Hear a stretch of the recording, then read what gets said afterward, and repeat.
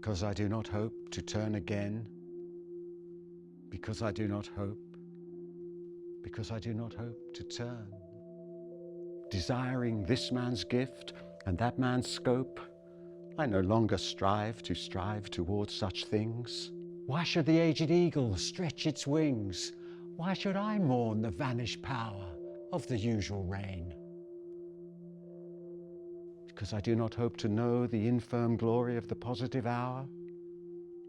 Because I do not think. Because I know I shall not know the one veritable transitory power. Because I cannot drink there where trees flower and springs flow, for there is nothing again. Because I know that time is always time, and place is always and only place, and what is actual only for one time and only for one place. And I rejoice that things are as they are, and renounce the blessed face, and renounce the voice. Because I cannot hope to turn again. Consequently, I rejoice, having to construct something upon which to rejoice.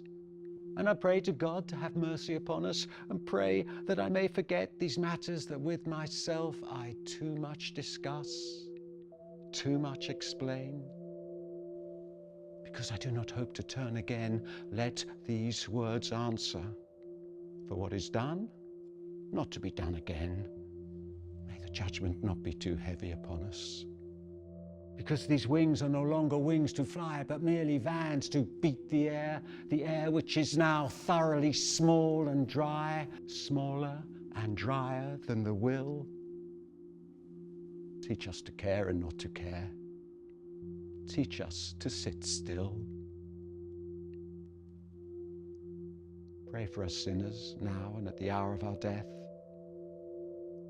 Pray for us now and at the hour of our death.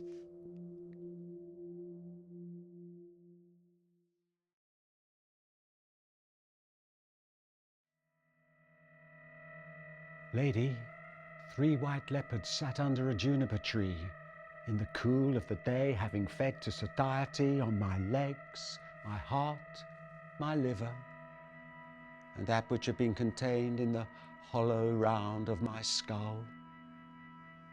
And God said, "Shall these bones live? Shall these bones live?" And that which had been contained in the bones which were already dry said, chirping, "Because of the goodness of this lady, and because of her loveliness, and because she honors the Virgin in meditation, we shine with brightness. And I, who am here dissembled, proffer my deeds to oblivion, and my love to the posterity of the desert and the fruit of the gourd. It is this which recovers my guts, the strings of my eyes, and the indigestible portions which the leopards reject." The lady is withdrawn in a white gown to contemplation in a white gown. Let the whiteness of bones atone to forgetfulness. There is no life in them. As I am forgotten and will be forgotten, so I would forget, thus devoted, concentrated in purpose. And God said, "Prophesy to the wind only, for only the wind will listen." And the bones sang, chirping with the burden of the grasshopper, saying, Lady of silences, calm and distressed, torn and most whole, rose of memory, rose of forgetfulness, exhausted and life-giving, worried, reposeful, the single rose is now the garden where all loves end. Oh, terminate torment of love unsatisfied, the greater torment of love satisfied, end of the endless, journey to no end, conclusion of all that is inconclusible, speech without word, word of no speech, grace to the mother for the garden where all love ends. Under a juniper tree, the bones sang, scattered and shining. Oh, we are glad to be scattered. We did little good to each other. under a tree in the cool of the day, with the blessing of sand, forgetting themselves and each other, united in the quiet of the desert. This is the land which ye shall divide by lot, and neither division nor unity matters. This is the land. We have our inheritance.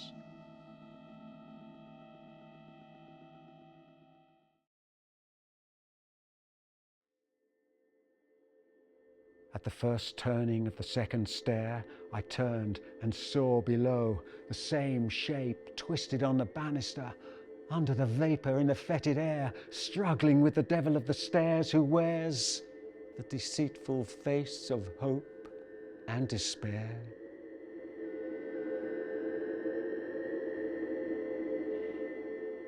At the second turning of the second stair, I left them twisting, turning below.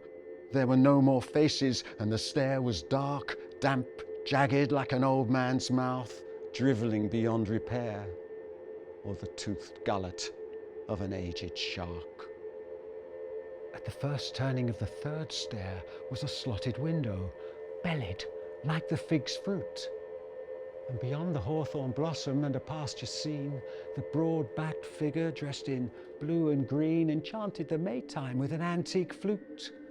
Blown hair is sweet, brown hair over the mouth blown, lilac and brown hair, distraction, music of the flute, stops and steps of the mind over the third stair, fading strength beyond hope and despair, climbing the third stair.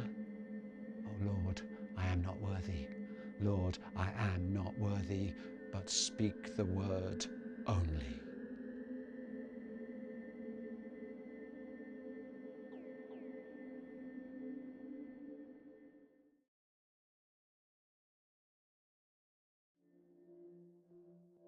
Who walked between the violet and the violet, who walked between the various ranks of varied green, going in white and blue in Mary's colour, talking of trivial things in ignorance and knowledge, of eternal dollar,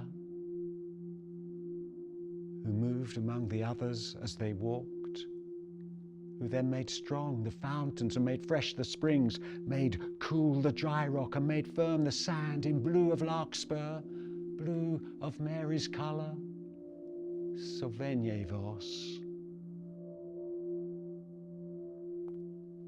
Here are the years that walk between, bearing away the fiddles and the flutes, restoring one who moves in the time between sleep and waking, wearing white light folded, sheet about her folded. The New Year's walk restoring through a bright cloud of tears, the years restoring with a new verse, the ancient rhyme, redeem the time, redeem the unread vision in the higher dream, while jeweled unicorns draw by the gilded hearse.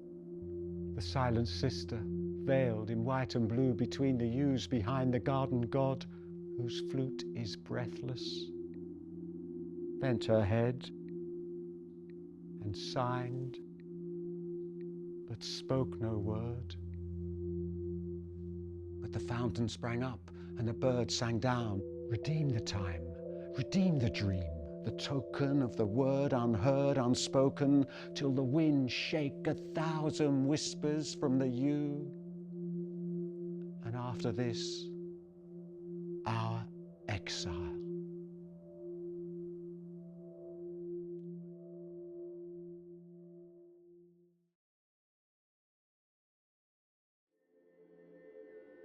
If the lost word is lost, if the spent word is spent, if the unheard, unspoken word is unspoken, unheard, still is the unspoken word, the word unheard, the word without a word, the word within the world and for the world. And the light shone in darkness, and against the word the unstilled world still whirled about the centre of the silent word. O my people, what have I done unto thee? Where shall the word be found? Where will the word resound? Not here. There is not enough silence. Not on the sea or on the islands, not on the mainland, in the desert or the rainland. For those who walk in darkness, both in the daytime and the nighttime, the right time and the right place, are not here. No place of grace for those who avoid the face. No time to rejoice for those who walk among noise and deny the voice. Will the veiled sister pray for those who walk in darkness, who choose thee and oppose thee? Those who are torn on the horn between season and season, time and time, between hour and hour, word and word, power and power. Those who wait in darkness. Will the veiled sister pray for children at the gate who will not go away and cannot pray? Pray for those who choose and oppose. O my people, what have I done unto thee? Will the veiled sister between the slender yew trees pray for those who offend her and are terrified and cannot surrender, and affirm before the world and deny between the rocks in the last desert before the last blue rocks, the desert in the garden in the desert of drought, spitting from the mouth the withered apple seed? O my people,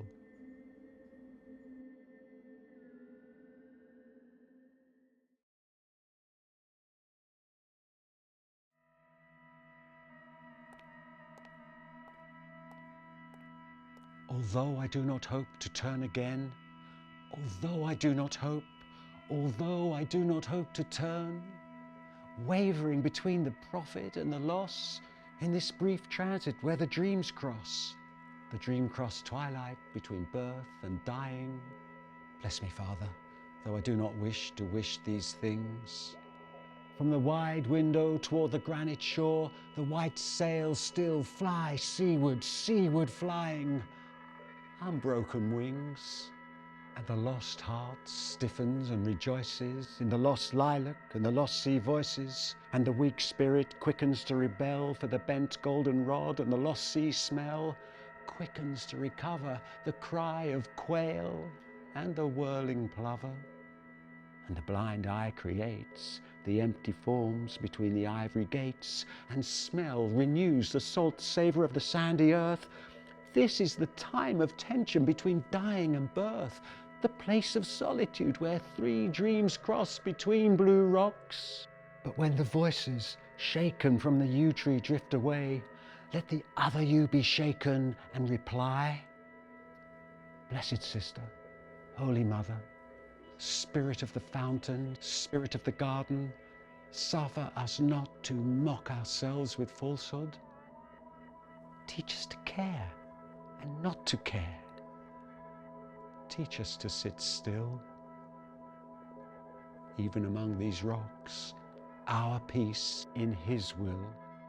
And even among these rocks, sister, mother, spirit of the river, spirit of the sea, suffer me not to be separated, and let my cry come unto thee.